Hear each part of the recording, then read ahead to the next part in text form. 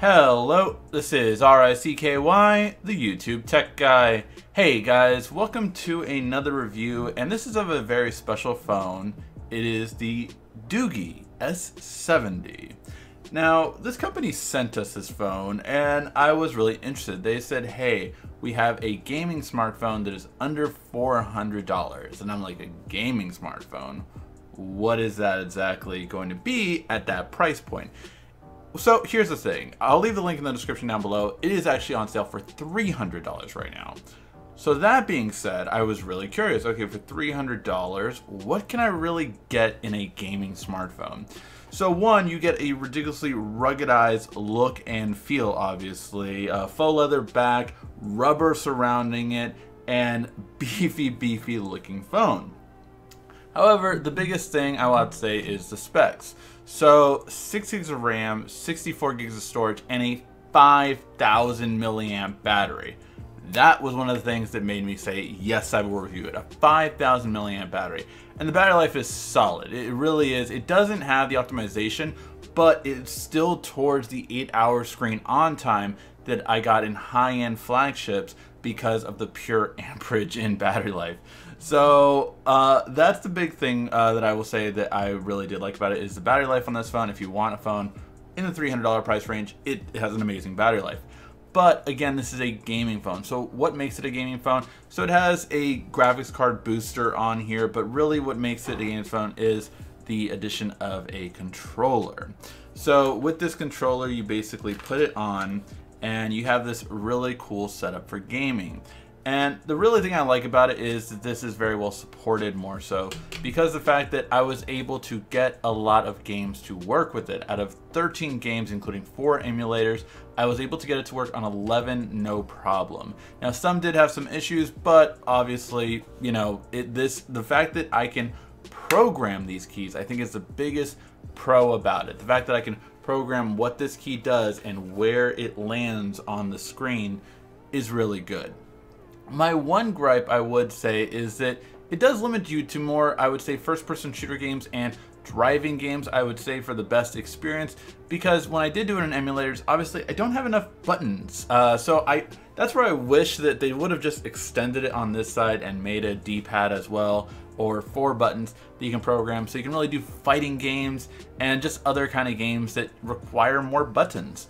Overall, I would say for an emulator, you're not going to use this unless it's made for a Sega emulator, because that one you can get around using it for Sega as opposed to using it for, again, like a Super Nintendo or PlayStation emulator, which you need more buttons for. Overall, though, my experience with this phone, the camera was actually decent in daytime, not bad, whether it be for selfies or whether it be a regular day shot. I think you're going to be fine. For the night shot, not the worst I've seen, again, in this price point, but obviously you're not getting the high quality cameras that you get for double, triple the price, so don't expect it, of course. All in all, my surprise was that yes, in gaming this did play very well. I even got to play games like PUBG on here, and it ran fine for me. I am not a competitive gamer by any means, especially when it comes to PUBG.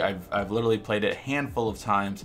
So I will say that it played fine. I did notice a bit of stutter when things were getting hyperactive, but all in all, I still got 2 kills in a match, and for me, that's an accomplishment. So I will say that it really did well, and it felt that joystick was just on a whole nother level compared to a touchscreen. So I think if you are a gamer and you do want to play games like PUBG, but for a really inexpensive price, this is a really good game you should take a look at.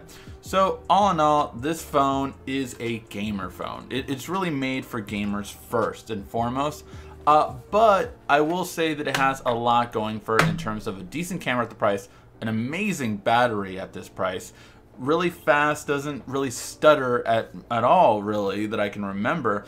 But I will say that, you know, the screen isn't as vibrant as I would have seen in other smartphones, even in the same price range. Like say Honor has a better screen than this one, but all in all, the build quality is solid. I love the small additions like an extra button, things like that that you can really program, and I love even small touches like, you know, doing a 3-handed screenshot, things like that that really stand out and that make this phone different from other smartphones.